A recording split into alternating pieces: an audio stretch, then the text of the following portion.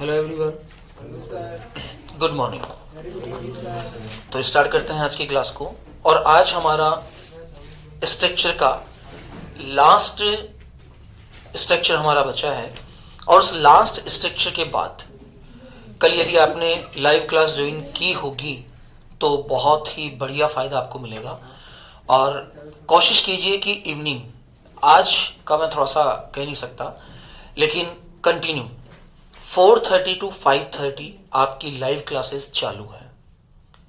कल हमने live class के अंदर ऐसे सेंटेंसेस को सीखा था जिन सेंटेंसेस के अंदर हम लोग बहुत ज़्यादा पीछे रह जाते हैं। कल किसने ज्वाइन की थी? केवल 3 मेंबर्स ने ज्वाइन की थी। एक तो मिस्टर कल्पेश ने, दीपिका आपने भी ज्वाइन नहीं की थी कल की लाइव क्लास। बाद में एक थोड़ा सा अलग हो जाता है। जब लाइव सेशन ज्वाइन करते हैं तब बहुत गुड होता है, क्योंकि कल की लाइव क्लास के अंदर हमने इट के सारे सेंटेंसेस को प्रैक्टिस किया था। और सारे सेंटेंसेस इस कंडीशन में थे कि क्या हम उन सेंटेंस को बना पाते हैं। जैसे कुछ आज टेस्ट होना था, तो आज अगर मैं क्लास ले पाया तो आज 100 सेंटेंस का टेस्ट होगा। लाइव क्लास कोई मत छोड़ना। 100 सेंटेंसेस का टेस्ट आज 4:30 to 5:30 होगा, जिसमें पहला हिंदी सेंटेंस मैं बोलूंगा, आप डायरेक्ट उसको बनाएंगे, फिर मैं उसको यहां बनाऊंगा, फिर उसको मैं एक्सप्लेन करूंगा कि इसको हमने कैसे बनाया। और इस प्रकार लगभग 100 सेंटेंसेस जो इट से बनेंगे। जैसे आज तुम्हारा दिन है, कल मेरा होगा। ये पूरी शीट आ चुकी है अपने पास 100 सेंटेंसेस की, जो 100 सेंटेंसेस हमें प्रिपेयर करने हैं। इसके बाद आपको ऐसा एक पेपर अब लगभग रेगुलर आपको प्रिंटेड मिल जाएगा, यानी कि जो हमारी लाइव क्लास का होगा। और ये पेपर केवल उन्हीं को मिल पाएगा बेटा जो लाइव क्लास में रेगुलर ज्वाइन करेंगे, क्योंकि उनको पता होगा कि हम इन सेंटेंसेस को किस प्रकार सोल्व करें।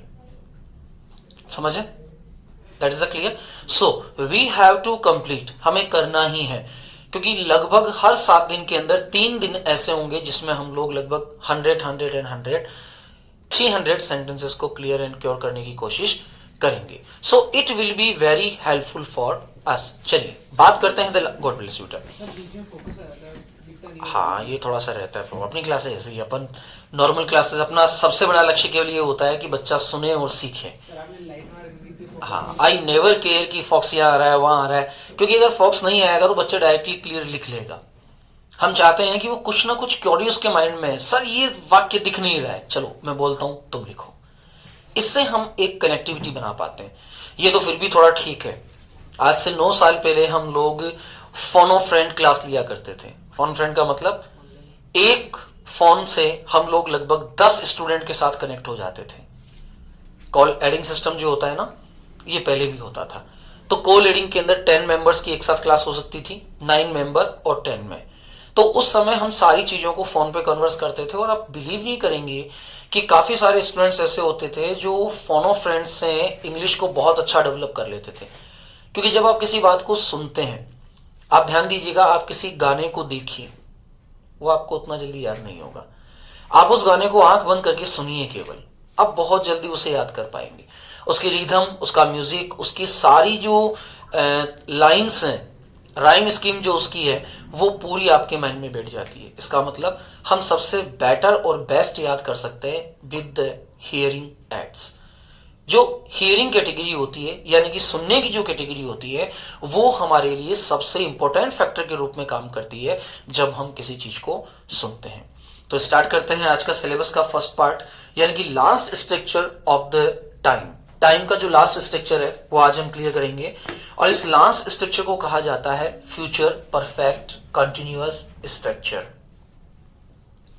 Future perfect continuous structure. जो कल की क्लास में एब्सेंट थे, कल की क्लास मैंने अपलोड कर दी है कल शाम को ही। जो कल मॉर्निंग क्लास में नहीं थे, वे आज घर जाकर निश्चित रूप से जब भी टाइम मिले, सुबह शाम दिन रात जब भी टाइम मिले, उस क्लास को जरूर ज्वाइन करें। उसके अंदर सारे जो सेंटेंसेस बताए गए हैं, उन सेंटेंसेस को आप लिखें अपनी कॉपी के अंदर और सॉल्व करने की कोशिश करें। इशिता और ईशांत, आप ग्रुप में ऐड हो गए हैं? Okay, that's very good. अब यहां बात करते हैं हम लोग परफेक्ट कंटिन्यूअस की। तो सबसे पहले कल मैंने एक सवाल पूछा था कि परफेक्ट होता क्या है। पहले लिसन कीजिए, उसके बाद लिखने का काम रहेगा सारा। परफेक्ट होता क्या है? किसी काम का पूरा हो जाना। और कंटिन्यूअस क्या होता है? किसी काम का जारी रहना। तो जब परफेक्ट के अंदर कंटिन्यूअस जोड़ दिया जाता है तो हमें इस बात का पता होता है कि कोई कार्य होने वाला है, लेकिन वो किसी समय तक लगातार जारी रहेगा। जैसे मैं अगले 2 दिनों तक क्लास ज्वाइन करता रहूंगा, अगले 2 दिनों तक क्लास ज्वाइन करता रहूंगा। तो फ्यूचर इंटेंशन के रूप में हम इस क्लास को ज्वाइन करते रहेंगे मतलब फ्यूचर का इंटेंशन है। अब इसमें चारों चीजों को आप एक्सप्लेन करके देखिएगा। मैं खाना खाऊंगा, आई विल या आई शैल ईट फूड। मैं खाना खाता रहूंगा, I shall be eating food. मैं खाना खा चुकूंगा, आई शैल हैव ईटन फूड। मैं अगले 1 महीने तक इस होटल में खाना खाता रहूंगा, I shall have been eating food in this hotel for next 1 month. समझ आ रहा है? यानी कि ऐसे स्ट्रक्चर जिसके अंदर फ्यूचर में कोई कार्य आप लगातार करते रहेंगे और उस कार्य के अंदर समय 2 प्रकार से दिए जाएंगे। पहली प्रकार का समय जो निश्चित होगा और दूसरी प्रकार का समय जिसमें समय की केवल अवधि दी जाएगी। यानी कि जैसे मैंने कहा कि मैं अगले साल 1 दिसंबर तक 6 बैच कंप्लीट कर रहा होऊंगा। अब अगले साल 6 दिसंबर डेट फिक्स दे दी ना मैंने, नेक्स्ट फ्यूचर इंटेंशन है। लेकिन अगर मैं इस सेंटेंस को कहूं कि अगले साल 6 दिसंबर को मैं बैच पूरा कर चुकूंगा, ये परफेक्ट में चला गया। तो जहां चुका शब्द होता है वो परफेक्ट हो जाता है, और जहां समय के साथ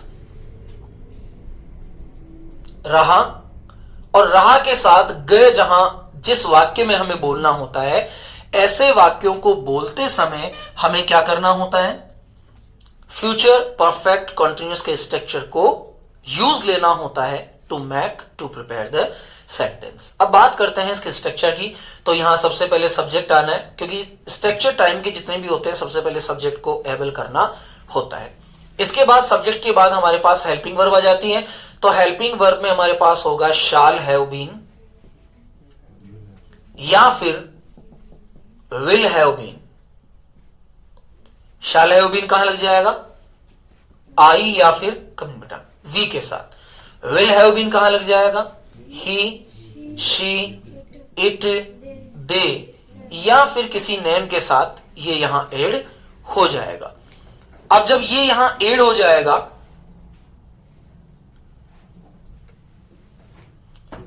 तो अब इसमें क्या रहा?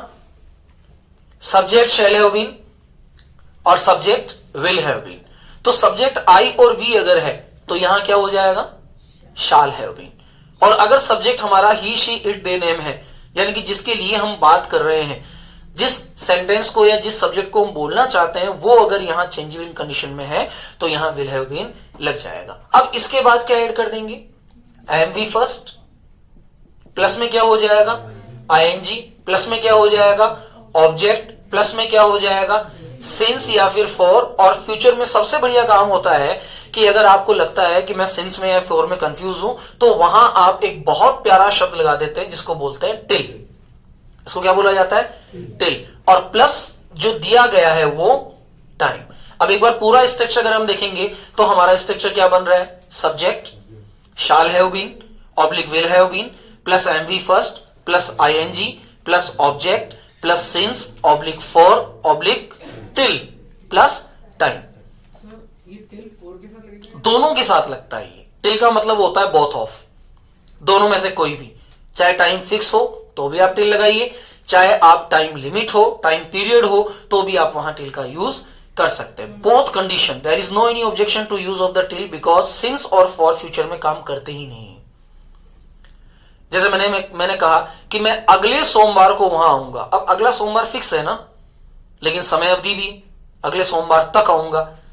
तो जब दोनों समय अवधि और अनिश्चितकालीन है, इनडेफिनेट है, निश्चितता नहीं है, अगले सोमवार को आऊंगा, लेकिन अगले सोमवार को कब आऊंगा? अब मैं कह रहा हूं कि मैं अगले सोमवार को 3 बजे तक आ रहा होऊंगा।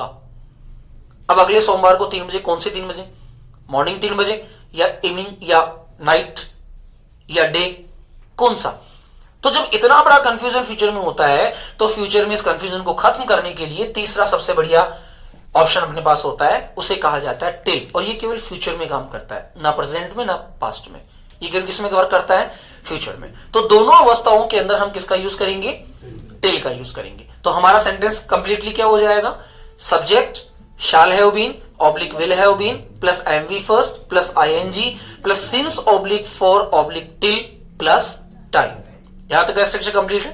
चलिए लिखिए अपनी कॉपी के अंदर इसको, ताकि साथ ही साथ लिखते भी रहें, आप स्कूल के लिए लेट भी ना हो। लिखिए, if any work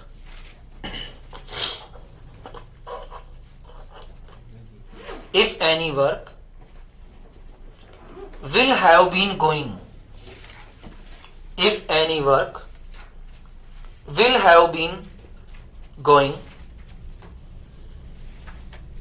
in future, if any work will have been going in future, it call future perfect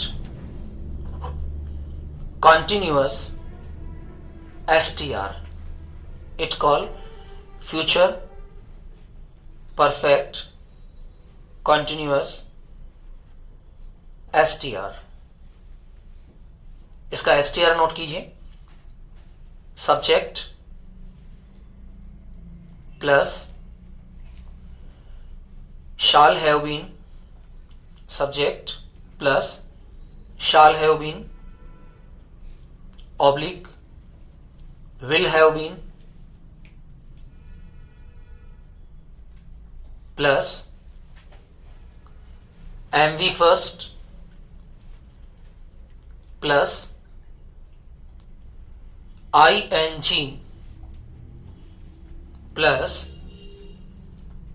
object plus since oblique for oblique till plus time. चलिए पहला सेंटेंस यहां निकालते हैं हम लोग। पहला सेंटेंस ऐड करते हैं यहां, वे 2 बजे तक खेलते रहेंगे या वे 2 घंटे से। अब 2 घंटे से कर दो या तक कर दो, फ्यूचर में तक कर देते हैं। वे 2 घंटे तक खेलते रहेंगे। अब यहां देखो, वे क्या है? सब्जेक्ट। 2 घंटे क्या है? टाइम। तक क्या हो गया? टिल। खेलना क्या हो गया? Main verb. और रहेंगे क्या हो गया? Will have been. समझ आ गया सबकी? सबके क्लियर है? दोबारा देखिए, वे क्या हो गया? सब्जेक्ट। 2 घंटे क्या हो गया? टाइम। तक को क्या बोलेंगे? टिल। खेलना क्या हो गया? Main verb. और रहेंगे क्या हो गया? Will have been. अब सारे सेंटेंस के स्ट्रक्चर के रूप में हमारे पास सारा जो मैटर है वो क्लियर है। अब जोड़िए, सबसे पहले क्या लिखेंगे? दे। अब दे के साथ मुझे विल हैव बीन लगाना है, तो मैं हेल्पिंग वर्ब के रूप में क्या लगा दूंगा? Will have been. तो दे विल हैव बीन। यहां तक का सबके क्लियर है? दे के साथ क्या आ जाएगा? Will have been. अब मुझे क्या लगाना है? MV first. तो एमवी फर्स्ट क्या होगा? प्ले। और प्ले में क्या जोड़ देंगे? ING. They will have been playing. अब इसमें कोई ऑब्जेक्ट दे रखा है क्या? क्रिकेट, फुटबॉल, कुछ भी नहीं दे रखा है, तो ऑब्जेक्ट नहीं बोलना है। अब इसके बाद क्या आ जाएगा? Since for. तो मैंने यहां क्या लगा दिया? टिल। आप चाहें तो इसके अंदर फॉर भी लगा सकते हैं, क्योंकि 2 घंटे का टाइम आपको दिया गया है। आप टिल लगाइए चाहे फॉर लगाइए, बहुत इक्वल है। They will have been playing till. अब कितने आवर्स हैं? 2 आवर्स। तो यहां आप पूरा सेंटेंस बोल सकते हैं। जब मैं कहूंगा कि वे 2 घंटे तक खेलते रहेंगे, तो हमारा सेंटेंस हो जाएगा they will have been playing till 2 hours. या फिर they will have been playing for 2 hours। जब इसका नेगेटिव सेंस लेंगे तो नेगेटिव सेंस में नॉट हमेशा थर्ड पोजीशन पे हमें ऐड करना होगा, तो यहां दे विल नॉट हो जाएगा। यहां सेंटेंस स्ट्रक्चर क्या हो जाएगा, दे विल नॉट, तो नेगेटिव क्या हो जाएगा, they will not have been playing for, या फिर क्या लगा देंगे, टिल 2 hours। समझ आ गया। जब इसको इंट्रोगेटिव सेक्शन में लेके जाएंगे तो यहां विल पहले आ जाएगा और पहले वाला सेंटेंस काम करेगा। तो यहां क्या हो जाएगा, क्या वे 2 घंटे तक खेलते रहेंगे, will they have been playing for 2 hours। समझ आ गया। अब इसको इंट्रो नेगेटिव सेक्शन में लेके चलेंगे तो इंट्रो नेगेटिव सेक्शन क्या हो जाएगा, will they not have been playing for 2 hours। That is the clear. ये मैं पूरा लिख दूं यहां, HOURS।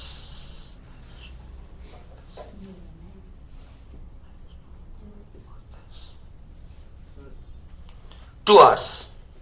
सर आपने थर्ड वाला जो सेंटेंस के अंदर पीछे जो आर्स के पीछे भी एच ही रहेगा, थर्ड वाले के अंदर आर्स के पीछे वो रहेगा फॉर 2 hours। क्लियर है। चलिए इस पहले सेंटेंस को उतार लीजिए, प्रिपेयर सेल्फ करना है, केवल सेंटेंस उतारिए, वे 2 घंटे तक खेलते रहेंगे, और फटाफट से इसको क्लियर कर लीजिए। They will have been playing for 2 hours।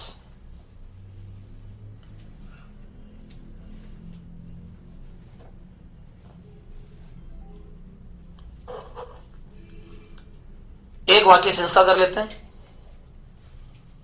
हो गया ही। चलिए एक वाक्य संस्था कर लेते हैं। लड़के 4 बजे तक तालाब में तैरते रहेंगे।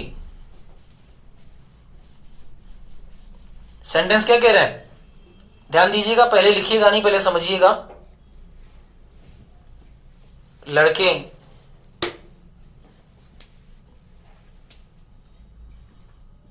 4 बजे तक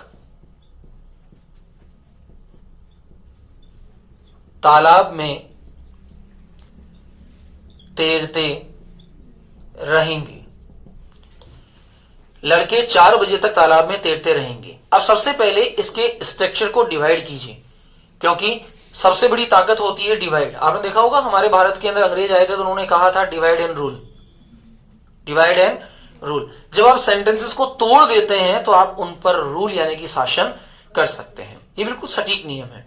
अब इसके अकॉर्डिंग आप सबसे पहले सेंटेंसेस को टुकड़ों में तोड़िए।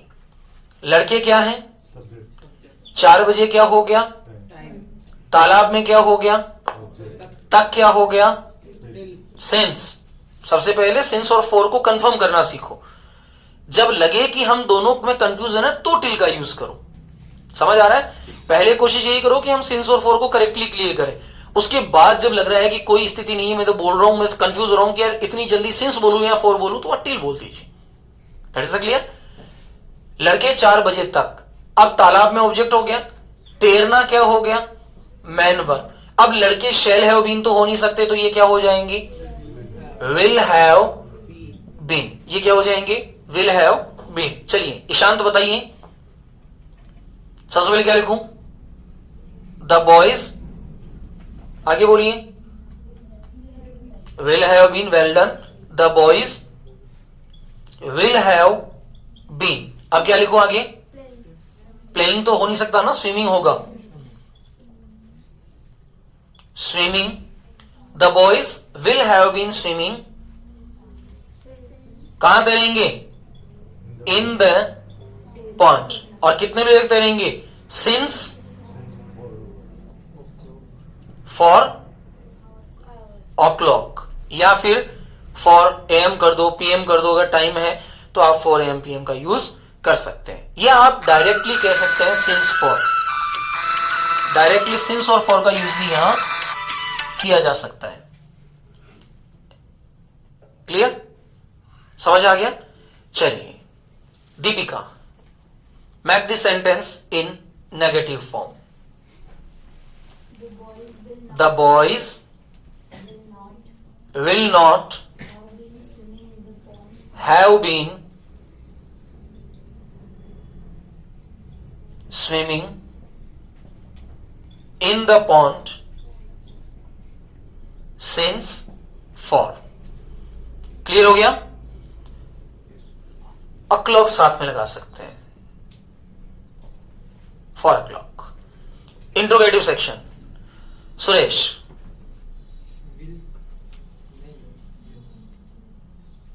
will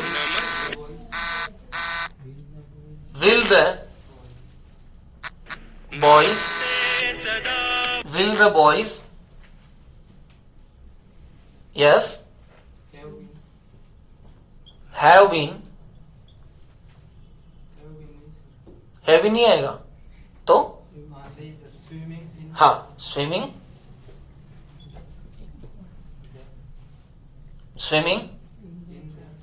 in the pond since 4 o'clock. Is it clear? Will the boys have been swimming in the pond since 4 o'clock? क्या ये सही है बिल्कुल? ओके, चलो इंट्रो नेगेटिव सेक्शन चलते हैं. Will the boys not have been swimming